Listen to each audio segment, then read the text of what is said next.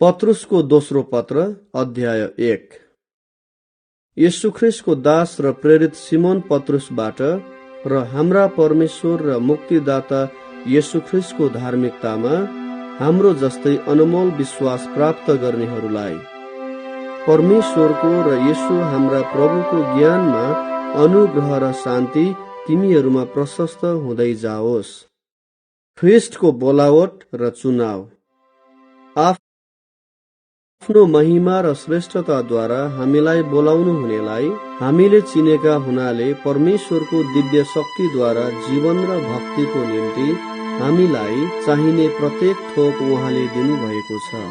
यसैद्वारा उहाँले हामीलाई उहाँको अनमोल र महान प्रतिज्ञाहरू दिनुभएको छ कि यस संसारका कुइच्छाबाट आउने भ्रष्टताबाट उम्केर तिमीहरू ईश्वरीय स्वभावका सहभागी हो। यसै कारण सबै किसिमका प्रयत्नद्वारा तिमीहरूको विश्वासमा सद्गुण र सद्गुणमा ज्ञान थप, ज्ञानमा आत्मसंयम, आत्मसंयममा धैर्य, धैर्यमा भक्ति, भक्तिमा भातृस्नेह, भातृस्नेहमा प्रेम थप। किनकि यी कुराहरू तिमीहरूमा प्रशस्त छन् भने हाम्रा प्रभु यीशु ख्रीष्टको ज्ञानमा यी कुराहरूले तिमीहरूलाई बेकममा र निष्फल हुनदेखि बचाउने छन्। किनकि यी कुराहरूमा अभाव भएको मानिस चाहिँ पुराना पापहरूबाट शुद्ध भएको कुरा बिर्सेर अन्धा र टाढाका कुरा नदेख्ने जस्तो हुन्छ। यसै कारण भाइ हो, तिमीहरूको बोलावट र चुनाव निश्चय गर्नलाई अझ जोसिला हो, किनकि यी कुरा गर्नाले तिमीहरू कहिल्यै लोट्ने छैनौ। किनभने यसरी हाम्रा प्रभु र मुक्तिदाता यीशु ख्रीष्टको अनन्त राज्यभित्र तिमीहरूलाई भव्य स्वागत साथ प्रवेश मिल्नेछ। धर्मशास्त्रको अगमवाणी। यस कारण यी कुराहरू तिमीहरूलाई म सधैँ सम्झाउने छु।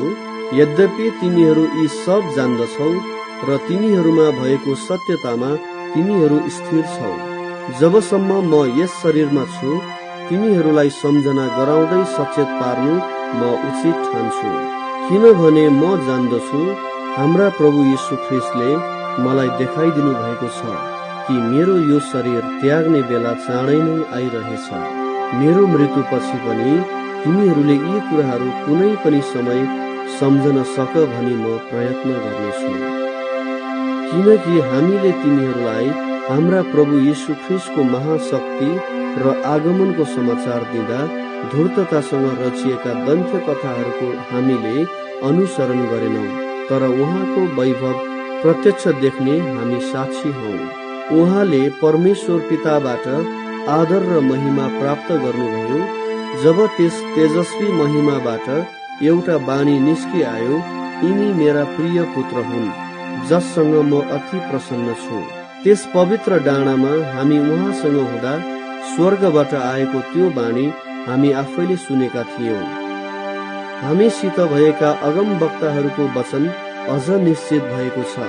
झिसमिसे उज्यालो नहुन्जेल र तिमीहरूका हृदयमा बिहानको तारा नउदाउन्जेल अन्धकारमा बलिरहेको दियोलाई झैं तिमीहरूले त्यस वचनलाई ध्यान दियौ भने असल गर्नेछौ।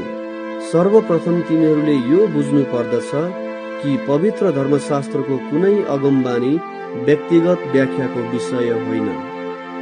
किनकि मानिसको इच्छाबाट कुनै अगमबानी आएन, तर पवित्र आत्माबाट प्रेरणा पाएर मानिसहरूले परमेश्वरको तर्फबाट बोलेका हुन्। पत्रुसको दोस्रो पत्र अध्याय 2। झुटा शिक्षकहरू र तिनको विनाश। जसरी इस्राएलीहरूका माझमा झुटा अगमवक्ताहरू पनि थिए, त्यसरी तिमीहरूका माझमा झुटा शिक्षकहरू खडा हुनेछन्। यिनीहरूले गुप्त रूपले विनाशकारी झुटा शिक्षाहरू ल्याउनेछन्, यहाँसम्म कि तिनीहरूलाई उद्धार गर्नुहुने स्वामीलाई पनि तिनीहरूले इन्कार गर्नेछन् र आफैमाथि चाँडै विनाश ल्याउनेछन्। र धेरै जनाले तिनीहरूका विलासी आचरणको अनुसरण गर्नेछन् र तिनीहरूको कारण सत्यका मार्गको बदनामी हुनेछ। लोभको बसमा परेर तिनीहरूले झुट्टा कुरा बनाएर तिनीहरूबाट फाइदा उठाउनेछन्। तिनीहरूका दण्डको कुरा अघिबाटै निर्णय भइसकेको छ र तिनीहरूका विनाशको कुरा जागै छ। स्वर्गदूतहरूले पाप गर्दा परमेश्वरले तिनीहरूलाई बाँकी राख्नु भएन, तर तिनीहरूलाई नरकमा फालिदिनु भयो र न्यायका दिनसम्मको निम्ति पातालको अन्धकारमा जकडी राख्नुभयो। उहाँले प्राचीन संसारलाई बाँकी राख्नु भएन, तर भक्तिहीनताको संसारमा जल प्रलय गराउनु हुँदा धार्मिकताका प्रचारक नोआ र अरू 7 जनालाई सुरक्षित राख्नुभयो। उहाँले सदोम र गमोरा सहरहरूलाई भस्म पारेर तिनको अस्तित्व नै मेटाइदिनु भयो र भक्तिहीनहरूका सामु तिनीहरूलाई एक उदाहरण बनाउनु भयो। उहाँले दुष्टहरूका कामुकताबाट अति दुखित भएका धार्मिक लोतलाई बचाउनु भयो। ती मानिसहरूका माझमा बस्दा र दिन प्रतिदिन तिनीहरूका कुकर्म देख्दा र सुन्दा तिनी आफ्नो धार्मिक आत्मामा व्याकुल हुन्थे। यसरी भक्तलाई परीक्षाबाट बचाउन र भक्तिहीनहरूलाई न्यायको दिनसम्म दण्डमा जकडी राख्न प्रभु जान्नुहुन्छ। विशेष गरी तिनीहरूलाई जो अशुद्ध पार्ने काम वासनामा डुबिरहन्छन् र अधिकारको अवहेलना गर्छन्। यिनीहरू हठी र अहंकारी हुन्छन् र स्वर्गीय प्राणीहरूको निन्दा गर्न डर मान्दैनन्।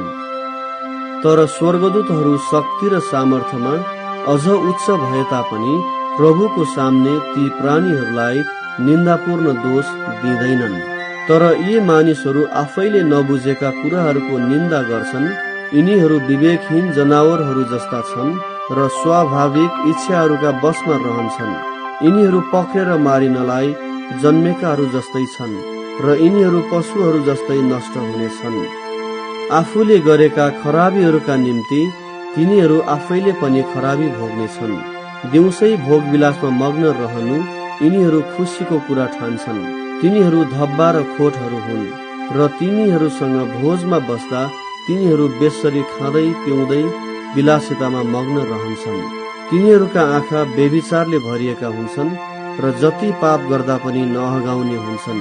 तिनीहरूले चञ्चल मन भएकाहरूलाई फुस्लाउँछन्। तिनीहरूका हृदयले लोभमा तालिम पाएका हुन्छन्। तिनीहरू श्रापित सन्तान हुन्। सोझो मार्ग छोडेर तिनीहरू कुमार्गमा लागेका छन्। खराब कामको लाभ असल मान्ने बाउरको छोरो बालामको पछि तिनीहरू लागेका छन्। त्यसले आफ्नै अपराधको निम्ति हप्की पाएको थियो। गुङ्गो गधाले मानिसको बोलीमा त्यस अगम वक्ताको पागलपनालाई रोकिदिएको थियो।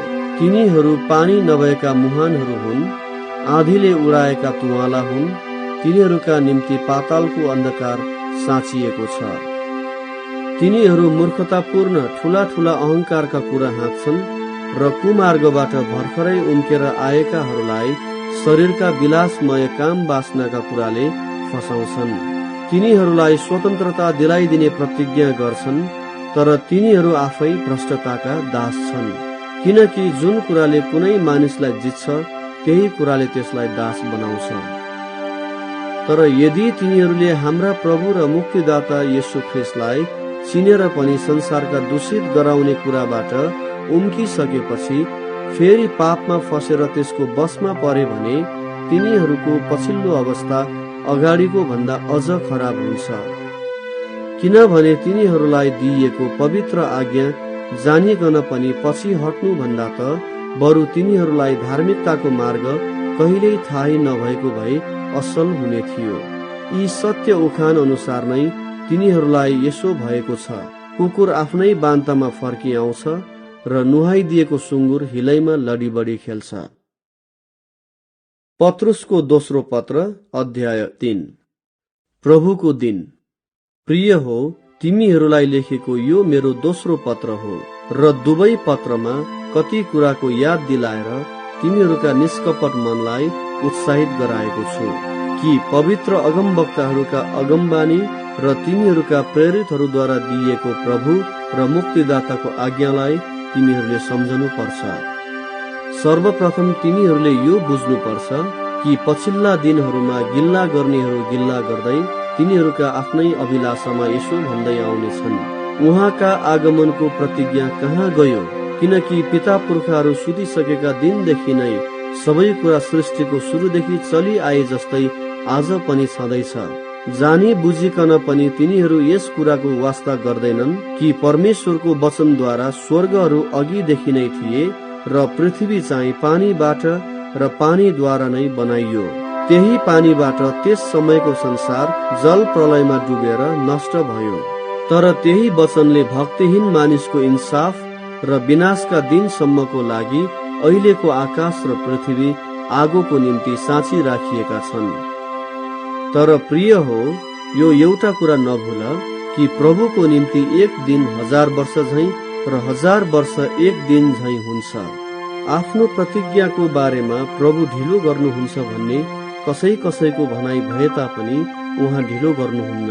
तर कोही पनि नष्ट नहोस्, तर सबैजनाले पश्चाताप गरून् भन्ने इच्छा गरेर प्रभु तिमीहरूप्रति धैर्यवान हुनुहुन्छ। तर प्रभुको दिन त चोर जस्तै गरी झट्टै आउनेछ, जसमा आकाश चाहिँ ठूलो आवाज साथ बिति जानेछ, तत्त्वहरू आगोको रापले पग्लिनेछन् र पृथ्वी र त्यसमा भएका सबै थोक भस्म हुनेछन्। यी सबै कुराहरू यसरी पग्लन्छन् भन्ने जानेर पवित्रता र भक्तिको जीवनमा तिमीहरू कस्ता किसिमका मानिस हुनुपर्छ। तिमीहरू परमेश्वरको दिन प्रतीक्षा गर्दछौ र त्यस दिनलाई नजिक ल्याउन चाहन्छौ, जुन दिन आकाशहरू जलेर भस्म हुनेछन् र तत्त्वहरू आगोको रापमा पग्लनेछन्। तर उहाँको प्रतिज्ञा बमोजिम हामी नयाँ स्वर्ग र नयाँ पृथ्वीको बाटो हेर्छौं, जसमा धार्मिकताले बास गर्छ। यसकारण प्रिय हो, तिमीहरू यी कुराको प्रतीक्षा गर्नेहरू भएका हुनाले उहाँको दृष्टिमा तिमीहरू दाग वा खोट नभएकाहरू र शान्तिमा बस्नेहरू हुन प्रयत्न गर। हाम्रा प्रभुको धैर्यलाई मुक्ति झैं ठान। हाम्रा प्रिय भाइ पावलले पनि उनलाई दिएको बुद्धि अनुसार तिमीहरूलाई यही कुरा लेखे। उनका सबै पत्रहरूमा पनि उनले यी कुराहरूको उल्लेख गरेका छन्।